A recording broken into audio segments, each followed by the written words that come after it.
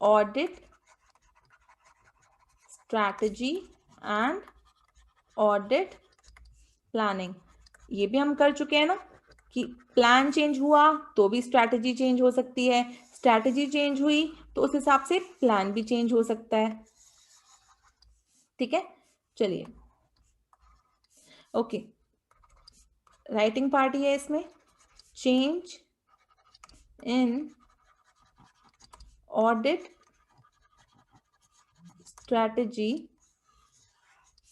Leeds to change in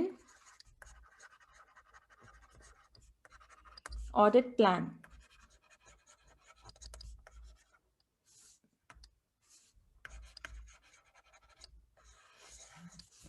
and vice versa.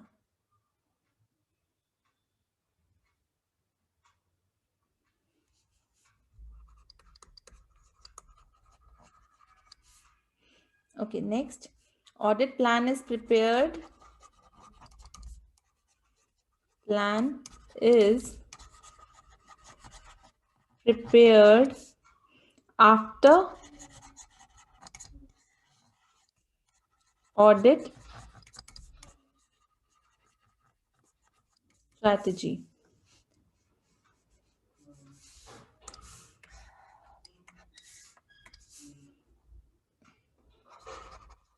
And is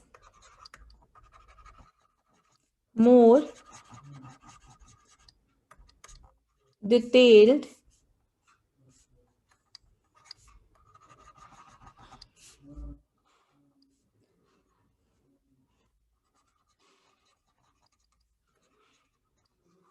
audit strategy gives less details.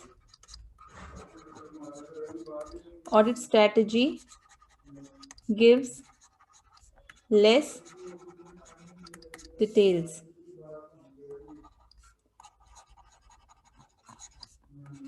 Change in one may lead to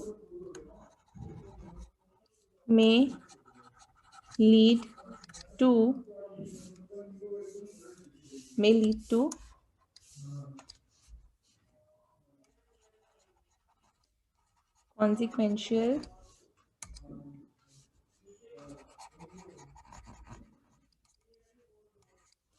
change to other. Same lines हैं जो आपके module में लिखी हैं, but लिखवाई इस तरीके से है कि आपको इसमें लर्न करने में या समझने में या रटने में, रटना तो चलो फिलहाल हमें कीवर्ड्स को है ही, रटना है हमने, कीवर्ड्स को समझना है हमने, ताकि हम अपने वर्ड्स में लिख सके, कॉन्सेप्ट को समझ सके। Change in one may lead to consequential change to others. एक बात याद रखना, सीए फाइनल में मोस्टली आपका सीए इंटर वाला ही कवर होता है, और उससे कुछ और एक्सटेंट में आपको करवाया जाता है, कुछ नए टॉपिक्स इंक्लूड किए जाते हैं। इसलिए ये मत सोचना कि सीए इंटर का हो गया अब मैं सीए फाइनल में पढ़ूंगा। CA inter is your base for auditing, बाकी सब्जेक्ट्स की बात नहीं करी मैं, ओनली ऑडिटिंग। ऑडिटिंग में सीए इंटर में जो भी करोगे वो बेस है, और सेम कई बार आपको सीए फाइनल में भी करना पड़ सकता है।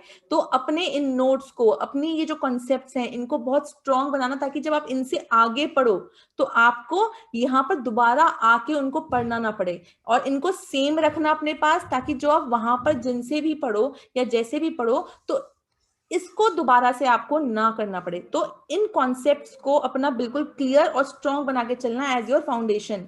ठीक है, तो ये सीधी सी बात है, ऑडिट स्ट्रैटेजी में चेंज होगा तो हमारा ऑडिट प्लान भी चेंज हो जाएगा। ऑडिट प्लान हमेशा प्रिपेयर होता है ऑडिट स्ट्रैटेजी के बाद, ये भी हमने आज किया, स्ट्रैटेजी पहले फिर प्लान हम करेंगे। और ऑडिट स्ट्रैटेजी जो है वो लेस डिटेल देती है, ऑडिट प्लान जो होता है वो ज्यादा डिटेल में होता है। Change in one may lead to change in other, अगर एक में चेंज होगा तो दूसरे में उस हिसाब से चेंज हो जाएगा। अगर प्लान चेंज हुआ तो स्ट्रैटेजी चेंज हो जाएगी, अगर स्ट्रैटेजी चेंज की तो प्लान चेंज हो जाएगा। ओके, आइए next is documentation. First point और लास्ट पॉइंट में डिफरेंस क्या था? हाँ जी, हाँ जी, फर्स्ट पॉइंट लिखा रहा था वो था change in audit strategy leads to change in audit plan, और लास्ट में भी ये change in one may lead to change in another.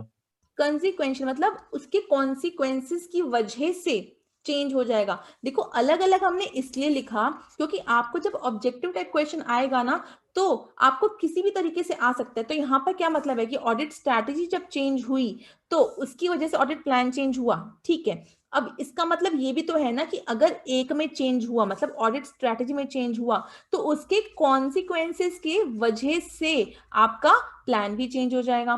बात का मतलब वही है, बस एक वर्ड इसमें एक्स्ट्रा आ गया जिसकी वजह से नई लाइन बन गई कि हाँ भाई, जो अगर एक में चेंज हुआ तो उसके कॉन्सिक्वेंसेस, उसके इफेक्ट किस पे पड़ेंगे कि भाई दूसरा भी ऑटोमेटिकली चेंज हो जाएगा। ये तो ऑब्वियस ही बात है, बात तो सेम ही है सब में। ये देखो, audit plan is prepared after audit strategy, बात तो वही है।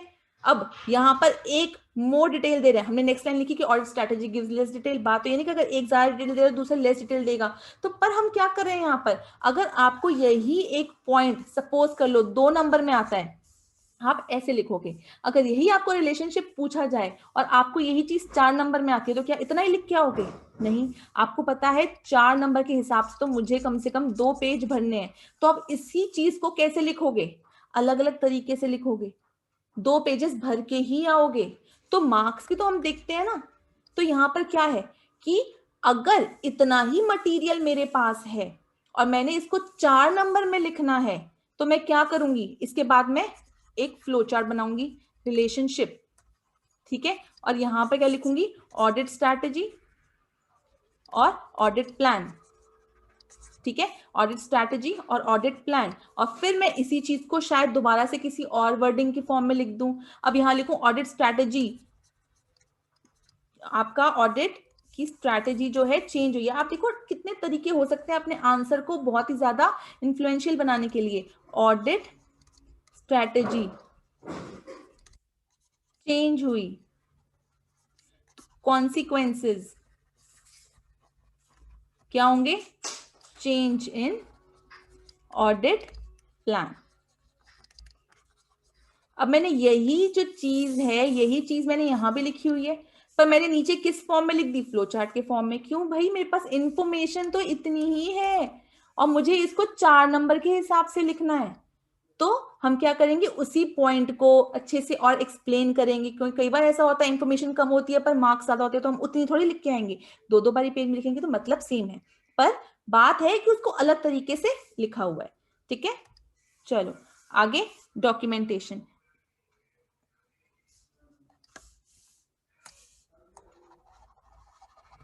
डॉक्यूमेंटेशन, ओके, इसमें लिखिए। अब ऑडिटर इस केस में डॉक्यूमेंट क्या करेगा, ऑडिटर शैल डॉक्यूमेंट। अच्छा बेटा, एक चीज का जरूर ध्यान रखना, ये है ऑडिट का पेपर, मतलब ये क्या है, आपकी थ्योरी का पेपर। यहाँ पर जो भी एग्जामिनर है वो आपके कंटेंट को पढ़े या ना पढ़े, पर आपकी जो प्रेजेंटेशन है उसके ऊपर जरूर ध्यान देगा। प्लस आपने कवरेज कितनी दी है, यहाँ पर आपके जितने भी मार्क्स का क्वेश्चन आएगा, अभी हम डिस्कस करेंगे कि कितने मार्क्स के क्वेश्चन आ सकते हैं, कितने नंबर के कितने क्वेश्चंस आते हैं। पर एक बात याद रखना कि अगर आपका 2 नंबर का क्वेश्चन है तो उसमें आपके पास भले ही 4 पन्नों की इंफॉर्मेशन हो, पर आप उसको लिख के इतना ही आओगे जितना 2 नंबर में रिक्वायर्ड है। अगर आप 2 नंबर में पूरा पेज भराए तो आपका एग्जामिनर पहली की 4 लाइनों के अलावा और कुछ नहीं पढ़ेगा, वो बस ऊपर से नजर मारेगा और कुछ नहीं पड़ेगा। अगर आपका 4 या 6 नंबर का क्वेश्चन है तो ऐसे केस में आपको 2 से 3 पेजेस भरने हैं, इतना करना है, इतना लिखना है कि आपसे जो पहले पेपर चेक किया गया है उस पेपर से आपका पेपर काफी डिफरेंट लगे। क्योंकि हर एक एग्जामिनर पता है जब मार्क्स देखता है ना कि अच्छा मैंने पहले वाले को इसमें 4 में से 3 दिए थे तो मैं इसको कितने दूं, तो वो क्या चीज देखेगा कि आपने कितने पन्ने भरे हैं, प्लस आपकी प्रेजेंटेशन कैसी है।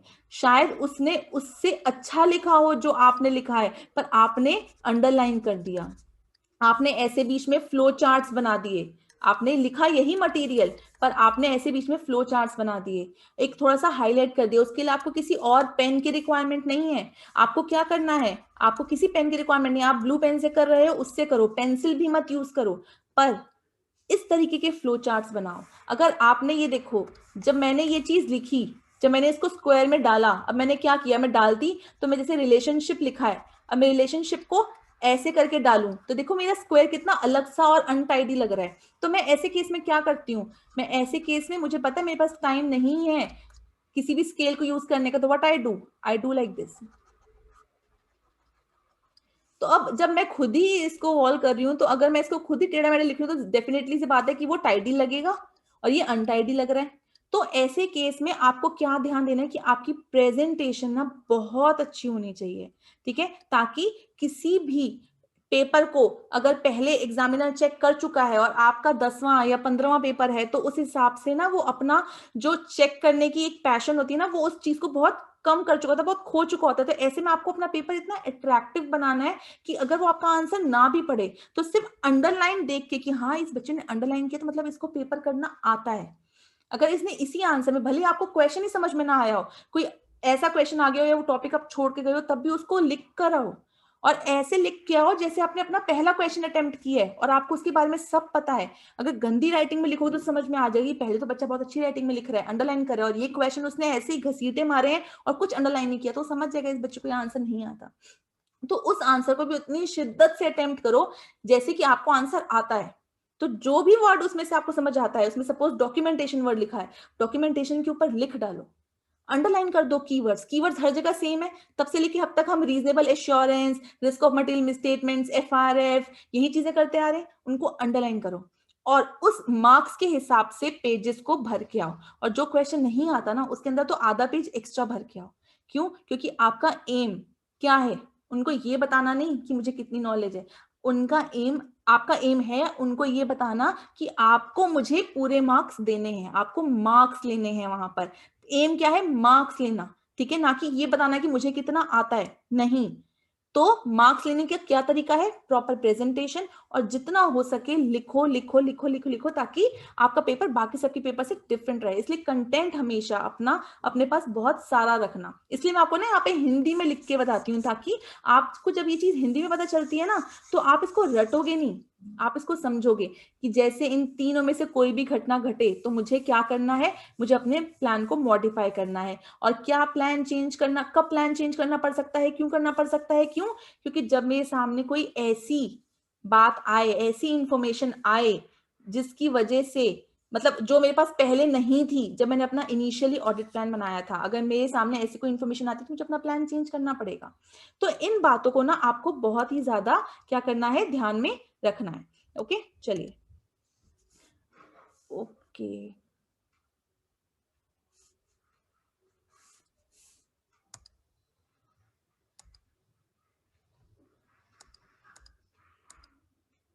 चलिए, documentation.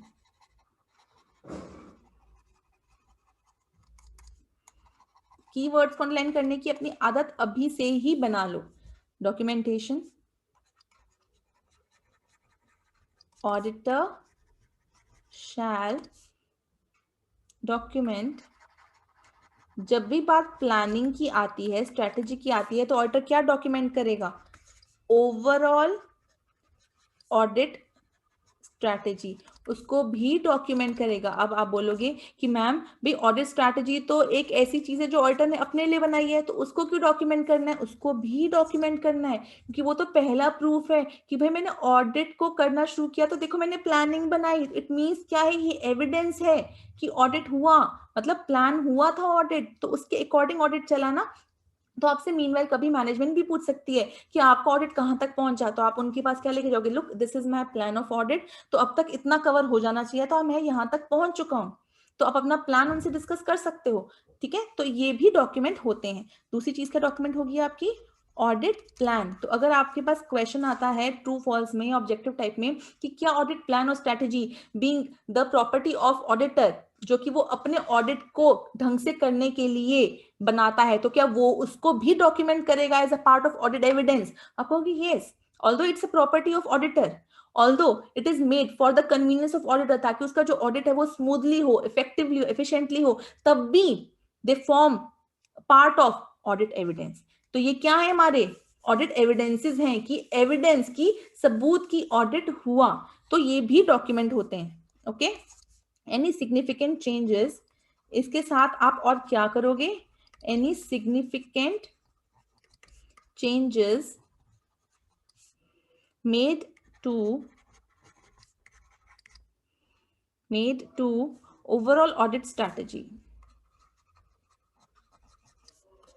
Audit strategy, overall audit strategy और ऑडिट प्लान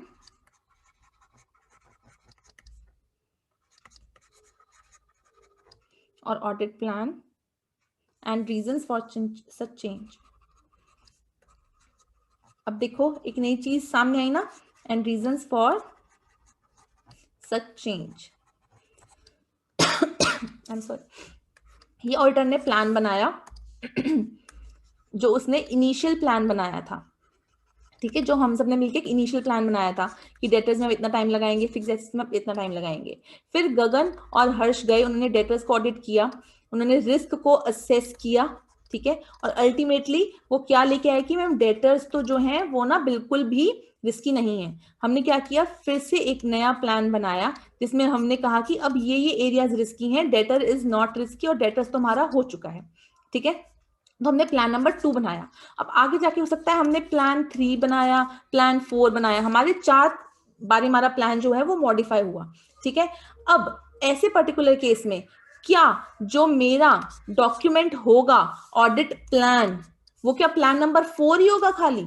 नो, प्लान 3 भी होगा, प्लान 2 भी होगा प्लान 1 भी होगा, और साथ में इनके बीच में हमने क्या लिखे होंगे कि रीजन क्या था कि इनको मैंने बार बार मॉडिफाई किया, इसके बीच का रीजन क्या था। तो मतलब ये नहीं है कि भाई मैंने लास्ट में फाइनली तो इसी प्लान को माना ना, पूरे साल यही 4th प्लान चला तो मैं सिर्फ इसको डॉक्यूमेंट करूंगी। नो, मैं सारे प्लान्स को डॉक्यूमेंट करूंगी और साथ में रीजन लिखूंगी कि भाई मैं फर्स्ट प्लान से मैं सेकंड प्लान पर क्यों आई, सेकंड से मैंने फिर थर्ड प्लान क्यों बनाया, थर्ड से फिर मैंने फोर्थ प्लान क्यों बनाया, तो मैं इनके रीजंस भी लिखूंगी। तो ये भी डॉक्यूमेंट होंगे और ये भी मेरे क्या बन जाएंगे, part of audit evidence. Evidence की भाई देखो ऑडिट यहां से स्टार्ट हुआ था और यहां तक गया, ठीक है। तो यहाँ पे हमने क्या नई चीज सीखी कि हम प्लान और स्ट्रैटेजी को तो डॉक्यूमेंट करेंगे ही, इसके अलावा सिग्निफिकेंट चेंजेस हुए थे प्लान में या स्ट्रैटेजी में तो हम उनको भी डॉक्यूमेंट करेंगे और साथ में रीजन भी लिखेंगे कि हमने इनको चेंज क्यों किया।